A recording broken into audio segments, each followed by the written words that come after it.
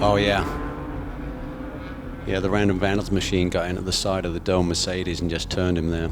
Yeah, Sonoma was tough. Qualifying on the pole there with Alan in the car, only to get taken out lap 1, turn 3 by somebody who overdrove a corner. But yeah, then we moved to COTA where we got up front last 40 minutes with Marc in the car, and we were moving forward, and again, it struck, 8 minutes to go, took out the right front, and we were done. It's disappointing because we had the car there too. So we come to Sebring, 95 degrees, hot as balls, sweaty, pole, thrice times.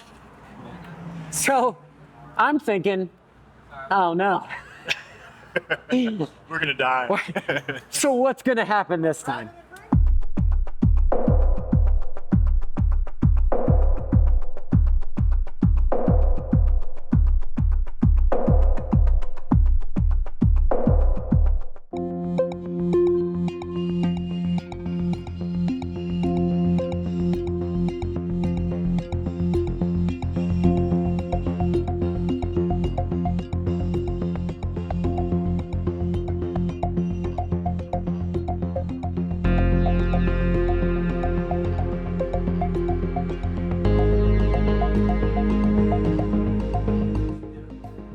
My name is Kelly Brown. I am the manager at DOME Motorsport here, and I've been doing it for quite a few years now, and I love what I do.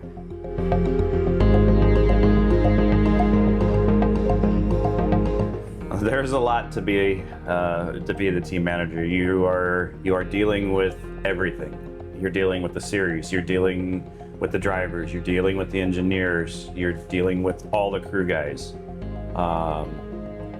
You've got to be on top of what is going on. Because if you're not, then you're behind and things snowball and get worse from there. What happens with the cars before they even hit the track is prep work at the shop. Getting everything in a row, making sure the cars are set up for the current track that we're going to, whether that's spring change, camber changes, toe changes, and then just your general maintenance to make sure we have no mechanical failures. We have a good team. A lot of people returned from last year, which is nice. I've worked with quite a few of these people for the last 10 years. So it makes it an easy transition, and I know how they work, what they expect from me, and it just seems to just flow. Ultimately, in the end, I think the guys know we have the speed. We have the car. When we have a setback, unfortunately, it is what it is, and we have a setback. But to have somebody like Marc Miller in the car that can go up and run 1, 2, 3, 4 consistently every weekend in practice, qualifying, it proves that DOME Motorsport is here.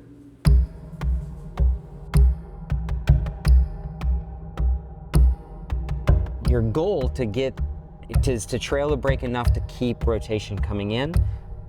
Then you have the corners that are just like, the brakes aren't helping you. These are corners that are flat, or you're carrying momentum, or you're building straightaway speed. Yep. 3 to 5, 10 to 13, Bishop. So 15, 16, there's braking in 15. So interesting enough, I don't know why, I don't know how, but Sebring has all of their corner numbers perfectly marked until you get to 15, and then they just skip the left-hander, and then they call the right-hander 16. So you got 15, which is a right-hander, and then 16, that's a right-hander. But they don't call that bend anything. Blue dot and on throttle by the bridge. Yeah, and I'm even tighter than the blue dot sometimes. Yeah. If the car is hooked up. Running it tight's okay here. I'm actually right sides. I try to clip this grass. The second bump is right here. Nice big ka-chunk. Don't anticipate it with throttle. Be full. You should be accelerating through this. Let the TC work, let the car work, let it handle. And then you're gonna end up letting the car go where the car wants to go. If you end up all the way outside the wall, you're gonna bring it back up for start finish. No problem. It's not uncommon to be out here just let the car go. Don't try to fight it. Don't lift. Now another 30, 40 feet, it's down to that for braking reference. Just trail, light trail. Is the front going down where I want it to go? Don't need the brake. Done. See Yep. where the car is down Yep. to the wall. Mirrors starting to go towards the wall. Throttle application. I see the 0.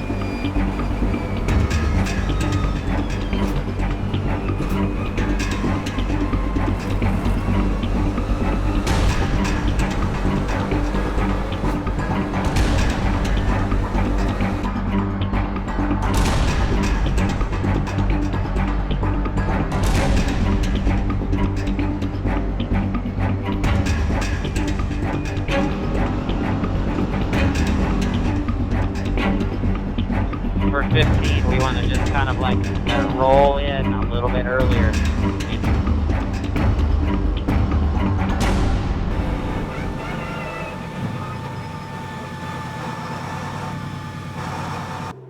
So Ed, sorry about that. That car was 15 miles per hour down. I just didn't want you out there watching your mirrors and worried about that and possibly doing more damage to the engine. I mean, I know Chris said it's okay, but I'd rather not take a chance with it. It was Low 13s, honestly, on a clean lap. that would have just created more stress for you. Like silver status, in my opinion. So we'll talk about the car when we get back to the trail.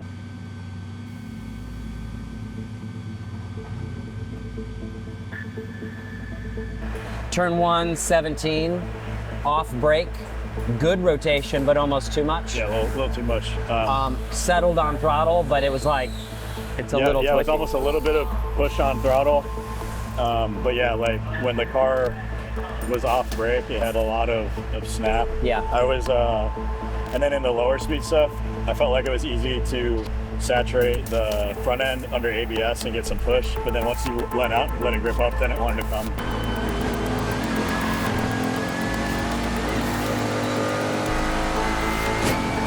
That was a solid lap, 12.8, 12.8. That is here now. Hey, John.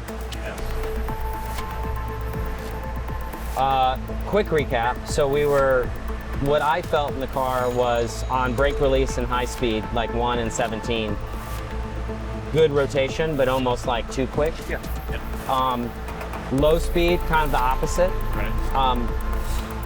But I didn't know where it was going to go to. I just made the assumption, though I saw it visually when he was driving. So, but it is really good balance to the front, Right. which we like. So I think that would be the biggest security blanket, is to be able to use more front steering in the center of 1 and in the center of 17 without that snap. Okay. We did not make an ABS adjustment, so it could be a brake bias issue. I didn't change brake bias either, so we could be off on brake bias. Yeah, same, yeah. So we need to kind of check that. But if you wanted to do a ride height change, when would you want to do it? And what do you think that would help us with? I don't know that we need to right now. Okay.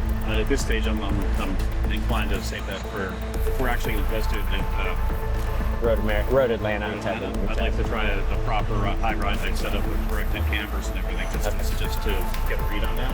Okay. I mean, just throwing right at it now and not correcting on the cam versus doing like a major setup change on the car. Yeah. I don't think that's something I'm gonna throw at it. I think I can fix your rotation. It's rear rebounding. It's Yeah. when you're doing, I've got the rear clamp down really hard on rebound. okay. And what that Oh, does that'll is- help soften that up. Track position, especially with our race, the way our race car is. Right. Its track position is going to be so important. Yeah, you're gonna have to run it high. I mean, you're not gonna be able to race well if they get in front of you. Fuck. Yeah. So they just slow you down, as you saw it. Yeah. Yeah. The other thing we need to be looking at is just getting our pit stops right, and then any comfort issues you have. The helmet blower was really helpful, Good. but I think our race pace is really good. Close. One more. Pressure. Down. Laura got into the car and said the car was way down on power. Going down the backstretch in Sebring here, it's fairly long, and the top speed was not there. So we started investigating and thought it was a coil pack at first. Wasn't a coil pack. Pulled the plugs and found the electrode was missing off the bottom of plug number 1. Not sure where that plug electrode went. So we are now trying to find it, but it has damaged the head and we are going to have to retire the car. We've exhausted our efforts in finding an engine. Unfortunately, AMG does not have one. It got leased out at the last race at another series. And there's not one in Mooresville at the main workshop. We've tried to source a car here locally, more or less, but it just doesn't make sense for the pricing. And Eddie said, let's just opt out and park it. Unfortunately, the 37 will not be running this weekend here at Sebring.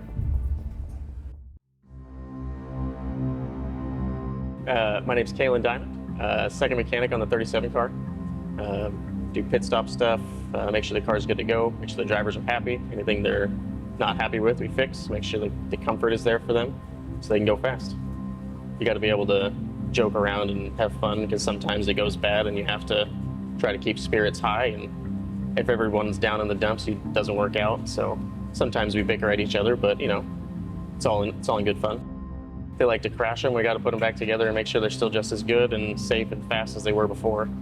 Sometimes you can't do it, but a lot of times you can. I would say the owner of this team is by far one of the best owners that I've worked for. A lot of the owners, they don't come out and make sure everybody's happy, shake hands at the end of the day, tell everybody thank you, but Ed's awesome in that regard. This weekend in particular, you can't keep that man down. You know, before we even get to the weekend, he's got, you know, problems with his own rig getting crashed. You know, his car is broken down, but he just keeps trucking, keeps smiling. It's kind of sets the level for the team. Make sure everybody keeps pushing through no matter what happens.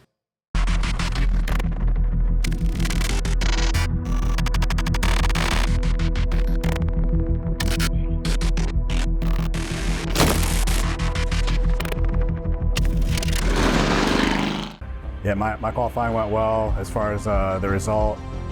We ended up in a pretty good spot. I think P5 overall, P1 in class. I'm not personally too satisfied with the lap. Left a lot of lap time out there. It would have bumped us up a few places, but overall it's not too concerning as far as the race is concerned. Maybe would have helped us on the race start, you know, steer clear of whatever potential stuff, but we'll just try to have a clean race start and maybe pass some guys right away. Marc, I think, kind of maximized what the car was capable of. We're a little bit down, maybe just some other cars on straight line speed, so there's only so much he could do, but he put it pretty high up there and gave us a shot against some of the Pro-Am cars. I think P4 in class with, you know, a little bit of equipment advantage for the guys that are ahead of him. So yeah, hopefully we can race forward. I feel pretty confident, you know, where Marc put the car in his qualifying, that, you know, he can race forward, and then I'll be able to have a strong end of the race there. So the big question mark's going to be what cars are good in the long run. So we think the BMW is going to be pretty good. So hopefully we can match that, but yeah, we'll see. Yeah, and standing by with Marc Miller, and I was making my notes on the way into Sebring, and I hope you don't mind what I wrote down, but I said plagued this year. I don't feel like the story has really been told for you guys, but here on pole and Pro-Am, did you light any sage heading into the weekend? Oh, my wife actually does a little Reiki, so I had a little Reiki session. So for the whole team. So this is Alan's third pole in a row. I mean, we're got a fast car. The DOME Motorsport guys really put a good AMG GT4 underneath us, and we're always at the front. It's just how long can we stay there without contact is the issue. It's been pretty rough this year, but in the drivers' meeting today, it was very clear that we're not going to stand for this anymore, and we hope that we have a good, clean race and a full hour of fun, and everyone leaves without a bunch of parts laying by the trailer, and everyone finishes. So I think that's a goal for everyone. But we'd love to actually show what our end of the race pace will be. And Alan's going to hopefully bring it home for us into the pits in a good position, and I can finish off from there. I had a driver earlier today tell me that Sebring is like being on a trampoline that's 150 degrees. How do you describe it? The trampoline thing is a really good one, except with your friends that are trying to jump and time it just perfect to launch you off. So I think the track overall is one of my favorite tracks. It's flat. It's unassuming in every way. There's not a lot of fanfare around the track, but here it's just magical. The bumps are where they should be. It hasn't changed. It's consistent. It changes throughout the day, and it always changes in the same way. So these clouds, good for our car. We'll take them for the rest of the day. Thank you, Mark. And yeah, good point. There is some cloud coverage down here at present, guys. Hopefully it'll stick around. Yeah, that team has been snake-bitten. Plagued, I think, is exactly right, Amanda. Through 3 races, they failed to finish twice, and they were taken out in both of those races.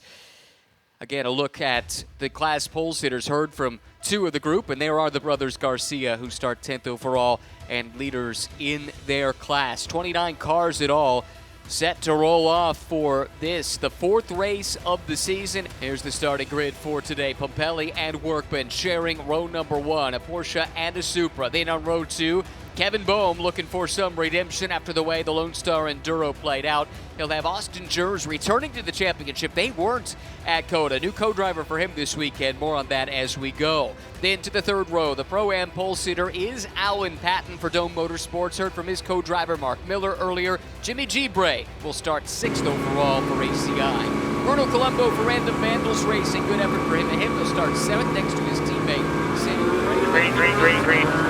The green flag waves at Sebring International Raceway. And on the brake, Spencer Pumpelly gets a really good getaway. Workman immediately slots in line just behind Kevin Boehm in 3rd. The battle, though, is for 4th.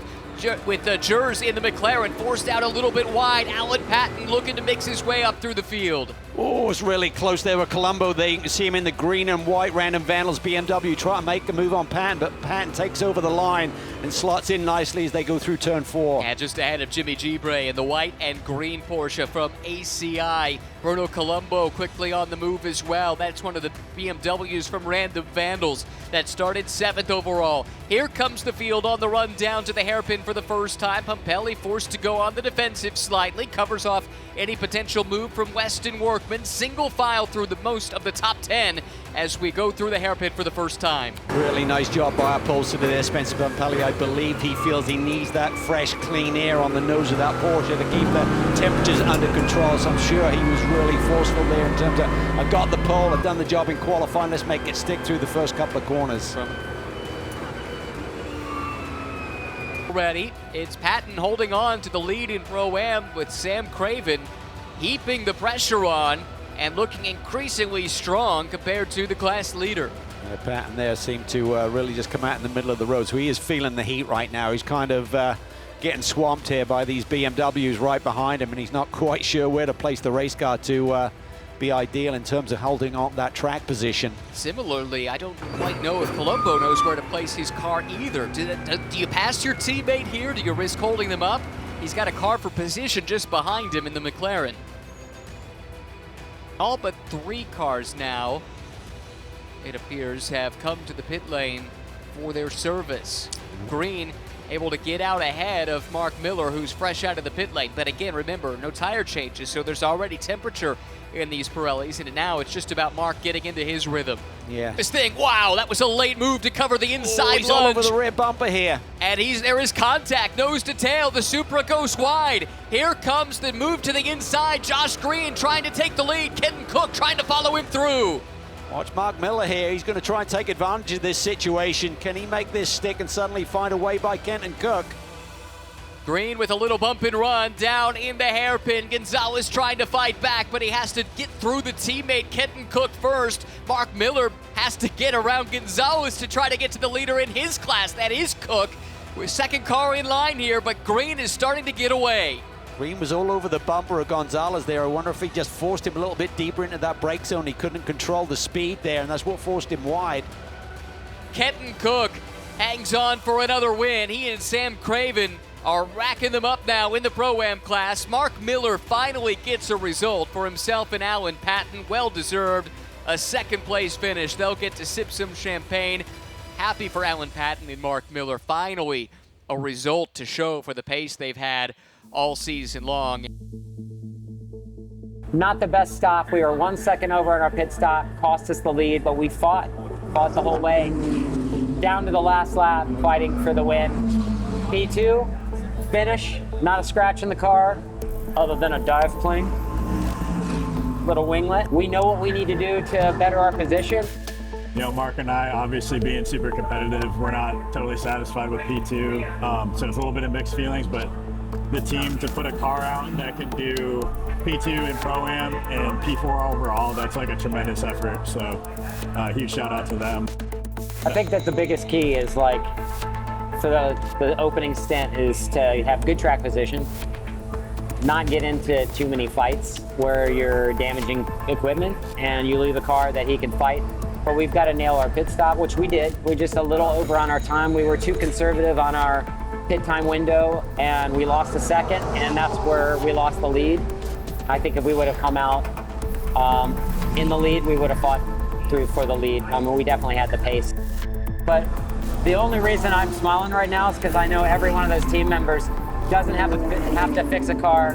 They were standing at the podium, they're all smiling, and it's infectious. Like, I have to be happy about that. So I really love these guys. So it's nice to give them something that is tangible. But yeah, like I said, tremendous effort to be that high up in a series this freaking competitive. Like, it's a war zone out there. It's not easy. Tomorrow we start P7, which is one row back. But we have some cars in class in front of us that we need to kind of fight through. We need a little bit of luck too, honestly. It'll be a race. Yeah. That's for sure. There's the command to get the engines fired on these GT4 cars. 3 classes, Silver, Pro-Am, and Am, all running cars built to the global SRO GT4 specification. This is how they'll line up, though, front to back. Mateus laced on the pole with Luca Mars, who was so strong yesterday in his stint. Then it's Tyler Gonzalez from the Rover Racing team and Michael Cooper for Black Dog Racing. Kenton Cook starts in the 5th spot. What a run he's on. Josh Green will line up in the 6th spot. Marc Miller finally got a good result yesterday. Joseph Malley starts alongside for Advanced Motorsport. Ducking out a line slightly to possibly avoid some contact. There's the green flag, and on the break, here comes Mars. Got a really good jump on the pole sitter. He'll try and sweep around the outside. Further back, it's 3, even 4 wide back in the pack. Really tight there. You see the orange and black machine with Michael Cooper behind there with the Black Dog Speed Shop McLaren trying to make some moves there. He does move into P3 ahead of Gonzalez. And that's big for him. Up, around, and out of class car. Gives him a position to challenge now. Kyle's off the road, I believe. Driver's left coming out of turn 1 possibly. Let's see if they can settle back down again. Here comes Cooper. He's on the charge right away, not waiting around at all. In his sights now is Luca Mars. Needs to get around that silver class car because the leader in his class, that's the NOLA Sport Porsche just ahead. Side by side for 2nd and 3rd. Cooper takes in really deep on the brakes. Luca tries to fight it, but he's going to have a little bit of grip right now, I think, on the outside. Michael Cooper, he tries to make it sticks side by side as they accelerate off of turn 7. He's had some success here in the past in this McLaren Artura in various championships. Has to settle back in line, but is he content to do so? Looking inside, now back to the outside. Michael Cooper lets it swing wide. Once again, gets to the flank of Luca Mars, but Luca won't give it up easily. Yeah, and Cooper just has to breathe the throttle there momentarily, and up puts Gonzalez right on the tail of the McLaren as well. Miller there, hunting in the back. For driver's name. The same. Mr. Pompelli will climb aboard. Yeah, nice when you got two teammates who are so evenly matched in terms of pace. There's no compromise, you're just looking at the opportunities. When you're a championship leader, you tend to get a little bit more conservative. You don't want to get too aggressive with your strategy. If a yellow comes out and you've stayed out, suddenly that lead that you've got could be scuppered immediately, and if anyone's hit pit lane, they're just going to leapfrog over you when you do get to the pits eventually. Mark Miller out of his Mercedes. It's Alan Patten getting into that call. Chris Wilson will pit and let Zach Lumsden get aboard the BMW for Colorado Motorsports with Flying Lizard. Patten was really fast here yesterday, had a really stellar opening stint to their race. The fastest lap of the race, by the way, to Michael Cooper. Remember, it looked like he was a look at the results, pending post-race tech and anything that might be handed down after the race. We know at least of one incident that was going to be reviewed post-race. So with all those caveats in mind, it is RS1 with Pompelli and Mars by 4.6 seconds over Weston Workman and Tyler Gonzalez. Third in silver, down in 7th overall is Bruno Colombo and Josh Green. Top 4 in Pro-Am finished more or less line to stern. Craven and Cook, Placed and Travis, Gaples, Cooper, Patten, and Miller. The monkey is off our back.